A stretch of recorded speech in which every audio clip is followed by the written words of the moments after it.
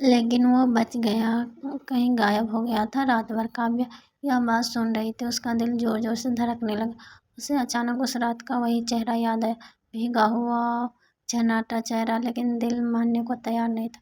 2 दिन बीत गए, सब कुछ मालूम होने लगा था। तभी अचानक गांव में कई बड़ी बड़ी गाड़ी आकर रुके। चमकते कार, सूट बूट पहने लोग, और उनके बीच वही चेहरा, इस बार साफ कपड़ों में, आत्मविश्वास से भरा हुआ वही लड़का अब सबके सामने था। एक बड़े कंपनी के रूम में आर्यन सबके सामने खड़ा था। गांव वाले उसे देखकर हैरान थे। सब उसकी तरफ ऐसे भागे जैसे कोई बड़ा नेता आया हो। काव्या दूर खड़ी सब देख रही थी। उसकी आंख में एक अजीब सा मिला जुला एहसास था। इधर लोगों की सरगोशी तेज होने लगी। हर लफ्ज उसके कान में चुभ रहा था, लेकिन वह चुप खड़ी रही। आर्यन उसके सामने आकर रुका। कुछ पल दोनों के बीच खामोशी रही। फिर आर्यन ने धीरे से कहा, कैसी हो? काव्या ने सीधे जवाब दिया, ठीक हो? उसकी जवाब में काव्या के दिल टूट रही थी। उसकी आंख भर आई, लेकिन उसने खुद को संभाल लिया। वह मुड़ी और बिना कुछ कहे अपने घर की तरफ चल दी। आर्यन वहीं खड़ा रह गया। उसने पहली बार महसूस किया कि उसकी मजबूरी ने किसी की जिंदगी आसान नहीं, मुश्किल बना दी है। उस रात की याद जो उसके लिए सुकून थी, अब काव्या के लिए बोझ बन गई थी। कुछ देर बाद आर्यन धीरे धीरे काव्या के घर की तरफ। काव्या दरवाजे के पास अपनी माँ के साथ बैठी थी। उसकी आंख लाल थी, लेकिन वो रो नहीं रही थी। आर्यन ने धीरे से कहा, मुझे माफ कर दो, मेरा इरादा तुम्हें तकलीफ देना नहीं था। काव्या ने उसकी तरफ देखा, बिना कहा, आप माफी मांगने की जरूरत नहीं। आपने वही किया जो आपकी दुनिया सिखाती है। और तुम्हारी दुनिया क्या सिखाती? मेरी दुनिया सिखाती मदद की कीमत नहीं होती। यह सुनकर आर्यन के पास कोई जवाब नहीं था। वह कुछ पल खड़ा रहा, फिर धीरे से बोला, अगर कभी जरूरी पड़ी तो मुझे बताना। जरूरत होगी तो भगवान किसी को भेज देगा। उसकी यह बात आर्यन के दिल में गहराई तक उतर गई। वह चुपचाप वहां से चला गया। आकर बाहर भागी, मत कहो माँ। वो पूरे गांव में दौड़ी, एक एक दरवाजे पर गई, कृपया मदद कर दीजिए, माँ की हालत बहुत खराब है। लेकिन हर दरवाजे से वही जवाब मिला, हमें क्यों मदद करे, जाओ उससे अमीर से कहो। अब याद आ गई गरीबी की। वो टूट रही थी, लेकिन हार मानने को तैयार नहीं थी। वह वापस घर आई, माँ के पास बैठ गई और उनका हाथ पकड़कर रोने लगी। इस समय दूर सड़क पर एक गाड़ी रुकी। हुआ आर्यन था, फिर भी चैन नहीं मिल रहा था। काव्या की बात, उसकी आंख में उसका हाथ, सब कुछ उसके मन में घूम रहा था। आखिरकार वो खुद को रोक नहीं पाया। वो वापस गांव आ गया। जैसे ही वो काव्या के घर के पास पहुंचा, उसके अंदर से रोने की आवाज सुनाई दी। बिना सोचे अंदर चला गया। काव्या ने उसे देखा। उसकी आंख में गुस्सा नहीं था, बस बेसिक थी, मेरी माँ। वो सिर्फ इतना कह पाई। आर्यन ने फौरन स्थिति समझ ली। उसने बिना कुछ पूछे अपने लोगों को फोन किया, अभी एम्बुलेंस भेजना। फौरन कुछ ही मिनट में एम्बुलेंस आ गई। गांव वाले दूर खड़े तमाशा देख रहे थे, लेकिन इस बार किसी ने कुछ नहीं कहा। काव्या ने अपनी माँ को लेकर अस्पताल पहुंची। रास्ते भर में उनका हाथ पकड़ के रोती रही। अस्पताल में डॉक्टर ने फौरन इलाज शुरू किया, लेकिन हालत बहुत गंभीर थी। काव्या बाहर बैठी थी, सर झुकाकर, हाथ जोड़कर भगवान से प्रार्थना कर रही थी। आर्यन उसके पास खामोश खड़ा था। कुछ देर बाद काव्या ने धीरे से कहा, आपको आने की जरूरत नहीं थी। आर्यन ने शांत आवाज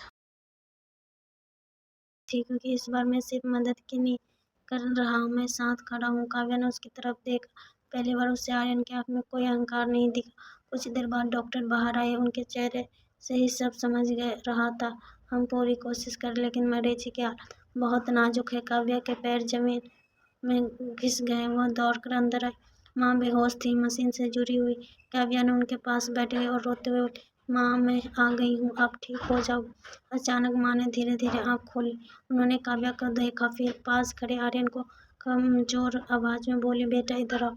आर्यन थोड़ा झिझकाते हुए पास आया। माँ ने उसका हाथ पकड़ा और उसे काव्या के से मुस्कान आई, और अगले ही पल उनकी सांस थम गई। मशीन की सीधी लाइन से सब कुछ खत्म कर दिया। माँ काव्या की चीख पूरे अस्पताल में गूंज उठी। वह माँ के सीने से लिपट कर फूट फूट कर रोने लगी। आर्यन वहीं खड़ा, उसकी आंख में भी आंसू बह रहे थे। उसने अपने जीवन में बहुत कुछ खोया था, लेकिन आज जो उसने देखा हुआ उसे सह नहीं जा रहा था। उसके मन में एक ही बात घूम रही थी, अगर मैं पहले आ जाता, अगर मैंने पहले अहंकार को छोड़ दिया होता। उसे खुद से नफरत होने लगी। वो बाहर आ गया और पहली बार जोर जोर से रो पड़ा। एक करोड़पति आदमी जिसके पास सब कुछ था, आज खुद वह सबसे गरीब महसूस कर रहा था। इधर काव्या अब बिल्कुल टूट चुकी थी। जिस माँ के लिए वो रो जी रही थी, वही अब उसके पास नहीं थी। कुछ देर बाद अंतिम संस्कार के लिए तैयार होने लगी। आर्यन हर जगह उसके साथ था, बिना कुछ कहे, बिना किसी दिखावे के। गांव वाले अब चुप थे। उनकी आंख में भी पछतावा था। जब चिंता को आग दी गई, काव्या वहीं बैठ गई। उसकी आंख सूख चुकी थी, अब आंसू भी खत्म हो चुके थे। आर्यन धीरे से उसके पास आया और बोला। काव्या ने उसकी तरफ देखा। आवाज में अब दर्द के साथ साथ एक अजीब सी शांति। अब कोई नहीं है मेरा, आर्यन ने धीरे से। मैं हूँ काव्या। कुछ पल की आंख में सवाल नहीं थे, बस खालीपन था। आप क्यों हैं? उसने पूछा। आर्यन ने गहरी सांस ली। क्योंकि उस रात तुमने मुझे सिर्फ पनाह नहीं दी थी, तुमने मुझे इंसान बनाया सिखाया था। काव्या की आंख में फिर आंसू आए, लेकिन इस बार वह दर्द से नहीं, एक हल्के से भरोसे के थे। उस रात जब सब खत्म हो चुका था, वहीं से कुछ नहीं शुरू भी हो रहा था। आर्यन अब सिर्फ एक अमीर के दर्द, अपना दर्द समझने लगा था। और काव्या जिसने सब कुछ खो दिया था, अब शायद अकेली ही नहीं थी, लेकिन यह रिश्ता भी नाम का नहीं था। यह सिर्फ एक वादा था, एक ऐसा वादा जो आगे चलकर उनकी जिंदगी की सबसे बड़ी सच्चाई बनने वाला था। माँ के जाने के बाद काव्या की दुनिया जैसे पूरी तरह बदल गई थी। ऊपर वही था, दीवार वही थी, लेकिन अब उस झोपड़ी में सन्नाटा बस गया था। हर कोना उसे माँ की याद दिलाता था। चूल्हे चूल्हे राख, खटा का खाली हिस्सा और वह पुराना गमछा, सब कुछ जैसे उसका सवाल कर रहा था। अब आगे क्या? कुछ दिन तक काव्या बिल्कुल चुप रही। ना किसी से बात, ना ही कहीं आना जाना, बस दिन भर माँ की यादों में खोई रहती। आर्यन रोज आता, लेकिन अभी उस पर अपनी मौजूदगी थापने नहीं था। वो बस दूर बैठकर देखता रहता, जैसे किसी टूटी हुई इंसान को संभालने का वक्त दे रहा हो। एक दिन शाम को जब सूरज ढल रहा था, आर्यन चुपचाप काव्या के पास आकर बैठ गया।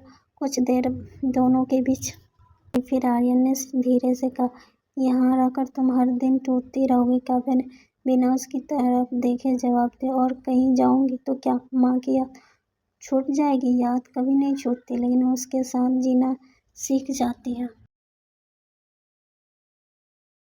काव्या ने पहली बार उसकी तरफ देखा। उसकी आंख में दर्द था, लेकिन अब उसमें एक सवाल भी था। क्या सच में जिंदगी फिर से शुरू हो सकती थी? आर्यन ने कहा, हाँ, मैं तुम्हें अपने साथ शहर चलने के लिए कह रहा हूँ, लेकिन किसी एहसास के तौर पर नहीं। मैं चाहता हूँ कि तुम अपनी जिंदगी खुद सोच में पड़ गई। उस रात उसने बहुत सोचा। माँ की बात याद आ गई। बेटा, इंसानियत कभी मत छोड़ना। और फिर उस आर्यन का वह वादा याद आया, मैं इसे कभी अकेला नहीं छोड़ूंगा। अगली सुबह काव्या ने अपना छोटा सा सामान उठाया और झोपड़ी दरवाजा को आखिरी बार देखा। उसे धीरे से कहा, माँ, मैं जा रही हूँ, लेकिन आप किसी के साथ ले जा रही हो? और फिर वो आर्यन के साथ। शहर की दुनिया बिल्कुल अलग थी। बड़ी इमारत, तेज रफ्तार जिंदगी और हर तरफ भागदौड़। शुरुआत में काव्या को बहुत अजीब लगा, लेकिन उसने हार नहीं मानी। आर्यन ने उसे अपना घर के लिए बजाय एक छोटा सा किराया का रूम दिलवाया।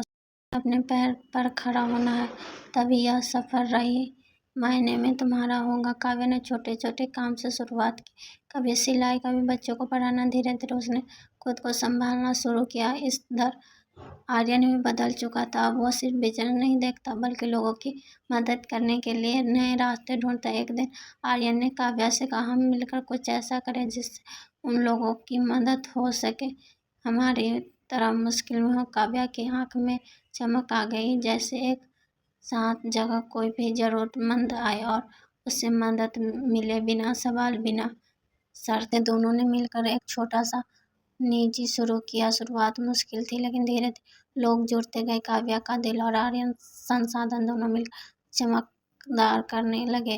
कभी कोई भूखा आता, कभी कोई बीमार, कभी कोई बेसहारा, और हर बार काव्या दरवाजा खोलकर कहती, अंदर आई। समय के साथ दोनों का रिश्ता बदल गया।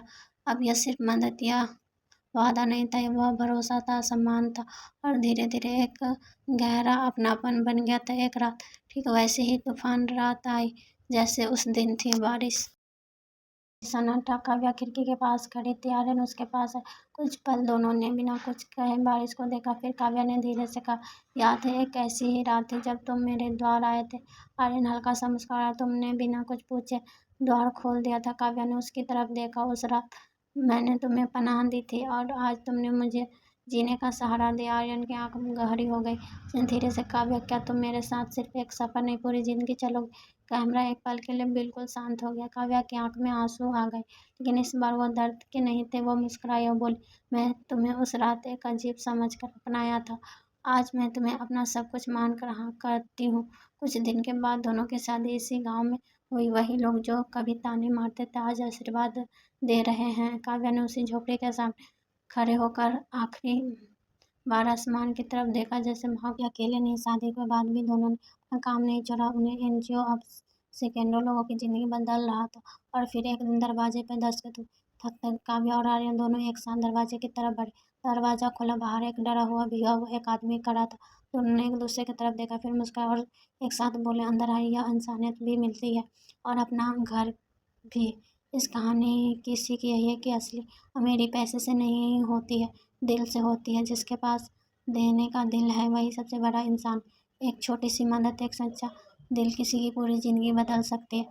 अब आपके एक सवाल, अगर उस रात आप कब, तो क्या आप भी एक अजनबी इंसान के लिए अपना द्वार खोलते? अगर इस कहानी ने आपके दिल में हल्की सी भी खुशी या सुकून की लहर जगाई हो तो इसे अपने दोस्तों और परिवार के साथ जरूर साझा। क्या पता आपका एक छोटा सा असर किसी की जिंदगी में मुस्कान की वजह बन जाए।